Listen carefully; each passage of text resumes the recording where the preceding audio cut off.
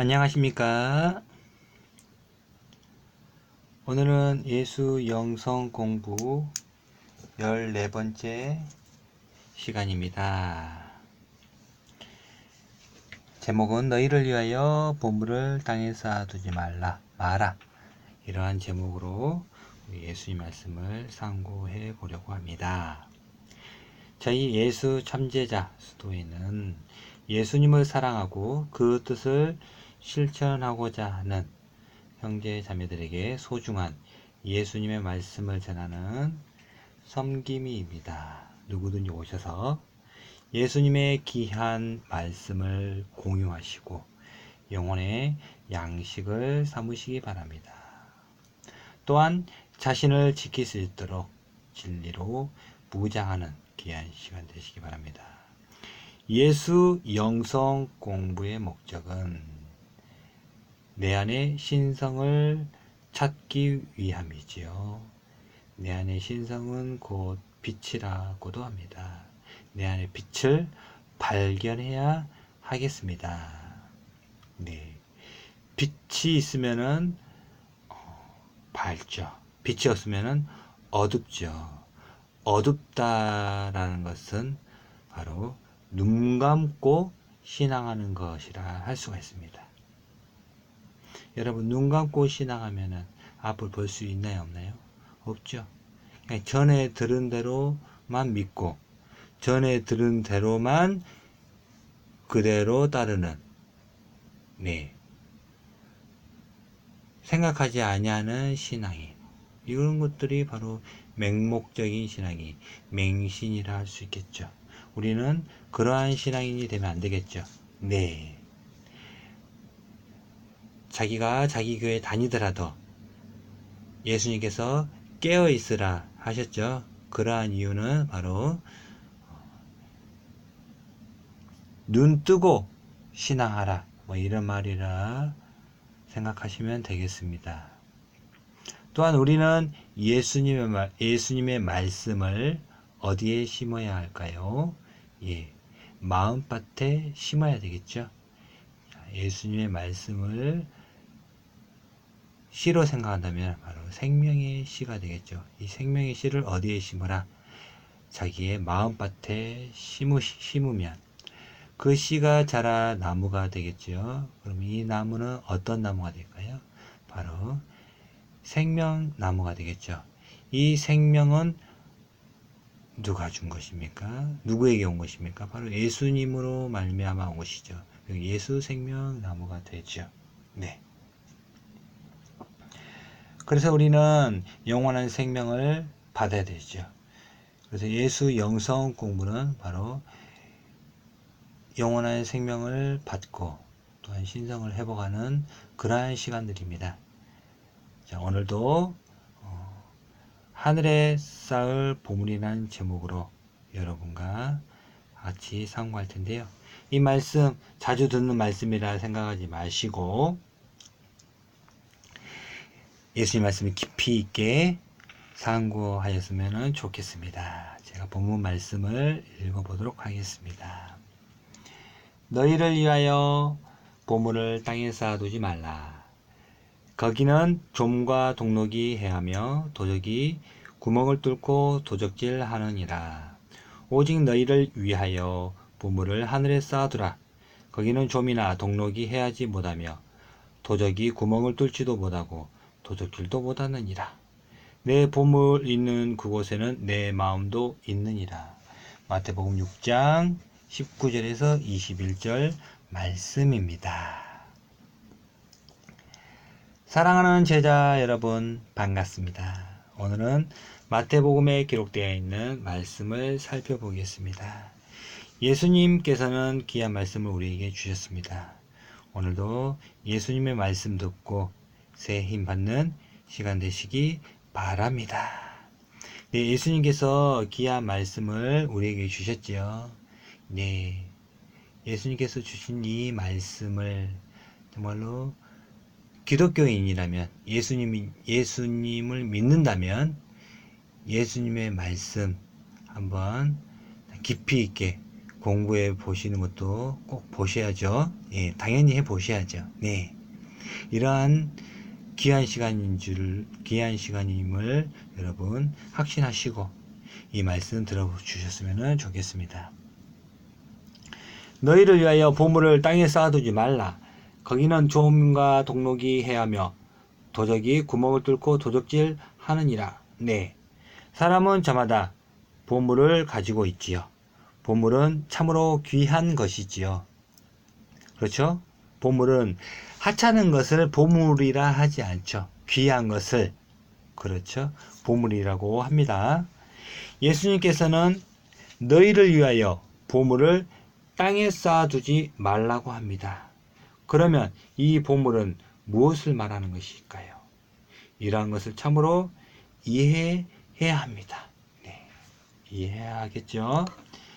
땅에 쌓아두는 보물은 여러 가지이겠죠?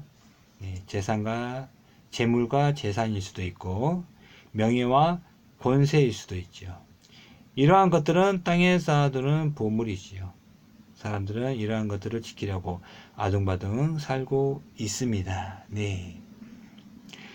평생 재산 모으면은 집 한 채 살 수 있겠죠? 네. 사람이 태어나서 그러한 거 집 한 채 살려고 이렇게 아둥바둥 살아봐야 그건데, 예. 그거보다 더 중요한 것이 있겠죠? 네. 그런 것을 보물로 여기고 살아가고 있습니다, 사람들은. 네. 오직 너희를 위하여 보물을 하늘에 쌓아두라. 거기는 좀이나 동록이 해하지 못하며 도적이 구멍을 뚫지도 못하고 도둑질도 못하느니라. 너희를 위하여 보물을 하늘에 쌓아두라고 그러지요. 여러분, 재물과 재산을 하늘에 쌓을 수 있을까요? 하늘에 쌓을 수 없겠지요. 그러면 과연 하늘은 어디를 말할까요? 저 창공을 말하는 것이 아니겠지요. 하늘은 하나님의 나라를 말하는 것이겠지요. 네. 제가 하늘에 쌓아두라 했는데 이 하늘은 바로 하나님의 나라, 아버지의 나라이겠지요. 예, 하나님의 나라에 쌓을 수 있는 보물은 재물이나 재산, 명예, 권세 이런 것일 수는 없지요. 이러한 것은 땅의 것이지요. 또한 이러한 구절을 통해 헌금을 하라는 사람도 있습니다. 헌금을 교회에 내는 것이 보물을 하늘에 쌓는 거라고 하지요. 과연 이러한 뜻으로 예수님께서 말씀하셨을까요? 이러한 참뜻을 모른다면 헌금하는 것으로 이해하고 말 것이지요. 네, 교회에서 이러한 구절을 많이 하죠. 왜 할까요? 예, 헌금하라고 많이 합니다. 네. 아무리 봐도 헌금이죠. 더 이상 거기서 안 나와요. 헌금하라 할 때만 이 구절이 나옵니다. 예수님께서 이러한 것을 말씀했을까요? 헌금 많이 하면은 하늘에 보물이 쌓이는 것일까요? 여러분, 눈 뜨고 신앙을 해야 합니다. 자, 제가 한 구절 읽어볼게요.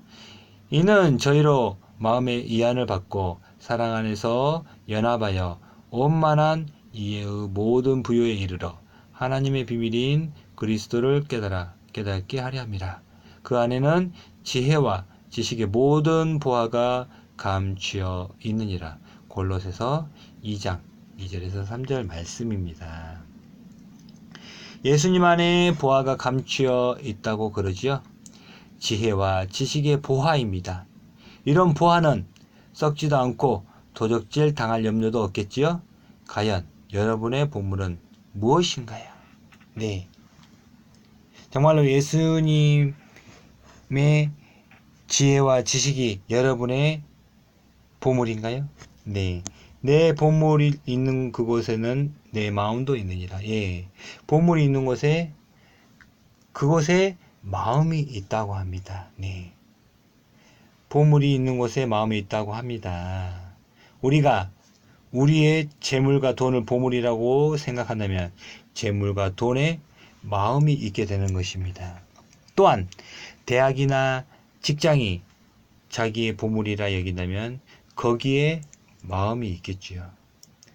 그리고 자식이 보물이라 여긴다면 자식에게 마음이 있을 것입니다. 우리는 우리의 마음이 어디에 있는지 살펴보셔야 합니다. 예수님께서 말씀하신 지혜와 지식의 말씀을 보물로 여긴다면 마음은 항상 거기에 있겠죠. 이러한 보물은 하늘에 쌓인다고 합니다. 그러나 이것이 아닌 다른 것을 보물로 여긴다면 하늘에 쌓을 수 있는 보물이 될 수는 없는 것입니다. 그러겠죠? 예수님의 귀한 말씀을 내 안에서 보물이 되게 하기 위해서는 이 말씀을 참으로 깨달아야 하겠지요. 이것이 하늘의 보물을 쌓는 것이겠지요. 또한 아무 지식이나 쌓는 게 중요한 것이 아니겠지요. 예, 아무 지식이나 바로 예수님의 말씀을 지혜와 지식의 말씀을 쌓아야 되는데 이것 외에 다른 것들을 많이 쌓는 경우가 있죠. 예. 사람들은 구약의 시편, 잠언, 전도서 이러한 구절을 많이 새기지요. 예. 이러한 말씀은 도움은 될지언정 예수님의 말씀 위에 올라설 수는 없는 것이지요. 예.